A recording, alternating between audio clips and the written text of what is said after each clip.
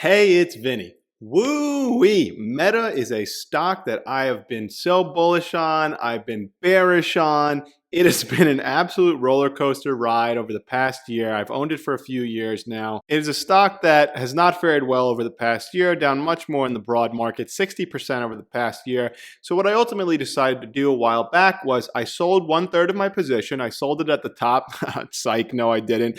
I ended up selling 1/3 of my position somewhere over here in the $190 range and decided to let the rest of my position, the other 2/3, I'm just going to let ride and I'm holding on to for the long term here. So Meta just had their Connect keynote a few days ago and I've taken a couple days. I watched it, took a couple days to digest it. Some really interesting, awesome stuff they revealed. A lot of cutting edge, really cool technology going on over there that did reassure me in Meta for the long term. So I did just want to quickly summarize, go through some of the coolest things I thought they talked about, quick summary of that, and then let's look at some different metrics and points of view I have on Meta as a long-term investment moving forward. So let's get started. So obviously, I think we're all aware now, the big three areas for the metaverse that people are excited about. You've got gaming, you've got fitness, and you've got work environments. And I think gaming and fitness are pretty self-explanatory. There are a lot of cool things that you can do with that, which they touched on. There was some cool stuff here when it came to gaming. They unveiled a little Iron Man game is coming. I mean, think about that. For kids, I would be excited to bust out my Oculus and hop out and be Iron Man flying around in VR. That's pretty sick. So this is the type of stuff that I think is going to be huge hits, very successful. So they've got Among Us coming to VR. I mean, they clearly know what's trending. This I think will be a huge hit. They have a new Walking Dead game, which hopefully is better than the TV show. I don't know if any Walking Dead fans out there. The first 3 seasons I watched were pretty good, and we won't talk about where it went from there, but cool stuff. I'm sure it's a fun game to play. I think there's lots of obvious applications for the fitness stuff, but what was most striking to me was when they went to the little work segment here and just started showing all the different things you'll be able to do now. You start to think of the future of work, right?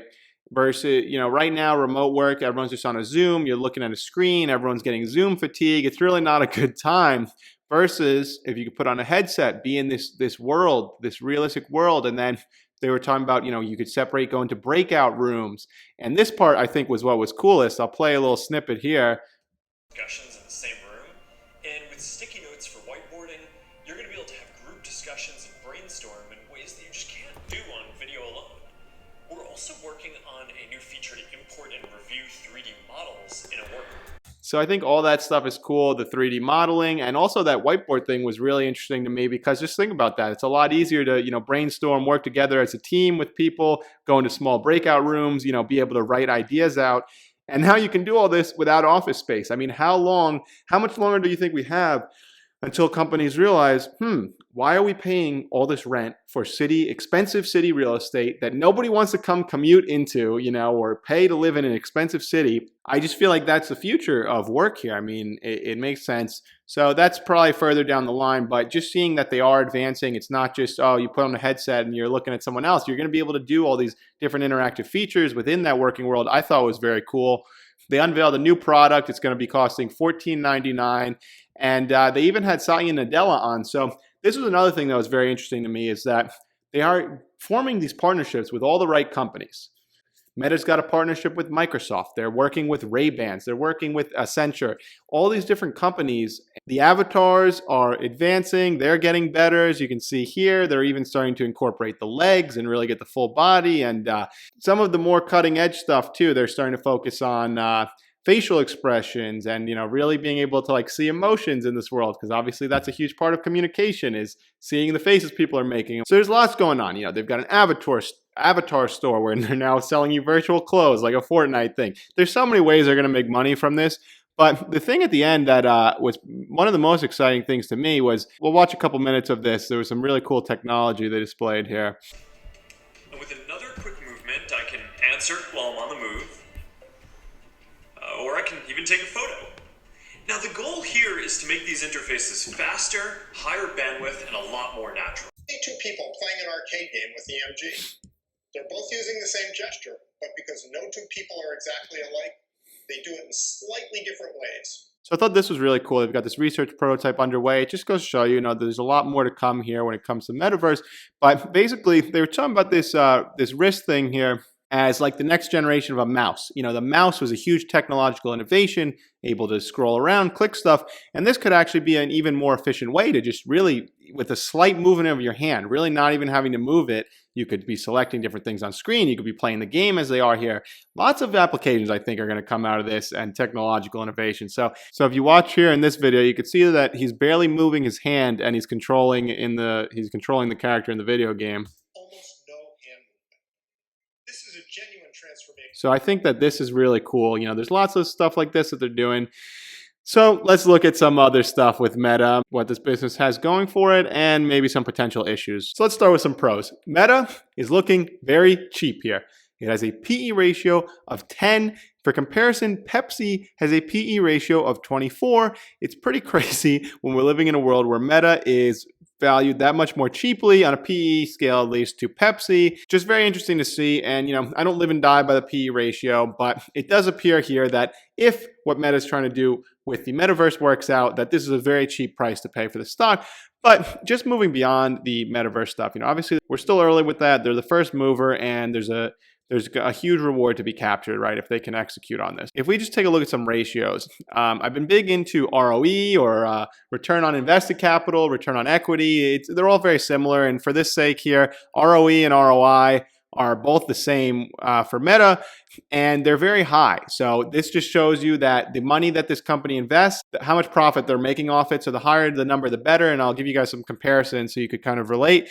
So the ROE is very good. I mean, 31 for 2021, 22, 2020, 18, 26, 21, 17. So high teens and 20s. And, you know, if we just compare that to another great company like Google here, their ROE 30, 18, 17, 17. So Meta in line with them, if not better. And it just goes to show you that these are very profitable businesses. They're efficient businesses, which is what I like to see. And then if we just take a quick look at Meta's last earnings report, among their family of apps, right, they've got Facebook, Instagram, WhatsApp, now the Oculus Reality Lab segment. There are 3.65 billion people who use one of those apps or devices monthly. That is almost 1 in 2 people in the world are using a Meta app. 1 in 2 people. I mean, this company has to really royally screw up to mess that up. You've got half the world already at your fingertips, right? So Meta, a very efficient business. And then I thought this is funny. Nate O'Brien just posted on Twitter the other day. This is an article from December 5th, 2000. I thought this was fitting because a lot of people have poo-pooed the metaverse, saying, you know, it's just a passing fad. Everything's always just a passing fad, just like the internet. The internet may be just a passing fad. This is from December 5, 2000, as millions give up on it. And it just goes to show you, people cannot be wrong. People don't know what they're talking about. Are we looking at this play out again right now at the metaverse? Where are we going to be 10 years from now? I mean, at the current price that Meta is at, I'm comfortable holding on to my shares for the next decade just to see what happens here. At worst, I've got a business here that has 1 in 2 people on planet Earth using it. And at best, Meta becomes a company that dominates this new industry. They're at the forefront of the metaverse, which I think there's a lot of opportunity there, and it's still very early when it comes to metaverse. So let me know what you guys think in the comments below. As far as the cons of this company, I'm less worried about things like TikTok, because I think, you know, Reels is going to start to pick up. You know, they'll be able to compete just fine with that. But I do worry more so about the negative public perception, right? Meta is no stranger to scandals, and it just is like every month I feel like I look, there's something new, which that is one of the reasons, one of the things that makes me uneasy about it. There's just constantly plagued by scandals, and I would hope that it would get better, but you know, the last decade has not been favorable to them in that regard, and it just doesn't seem to be improving. So that's a negative. You've got a negative public perception, which is huge. I mean, that alone can destroy an industry or a business. Number 2, there's a clear governmental bias, kind of relates. The government doesn't exactly like them. I mean, they just tried to recently acquire some VR company, and they were blocked. A small VR, you know, gaming company, I believe. Meanwhile, Microsoft is able to make one of the biggest acquisitions of all time, buying Activision Blizzard, a huge gaming studio. And they're no problem because Microsoft has a better relationship with the government. Facebook, Meta, the government is not a fan of. So these are real risks. So those are my thoughts on it. I do think that for the price Meta's at right now, it's worth holding on to my shares, and let's see what happens to it for the next decade. Let me know your thoughts in the comments below. Are you a fan of Meta? Do you own shares? Why or why not? If you enjoyed the video, don't forget to like and subscribe. This is Vinny from the Investment Club, and I'll see you next time.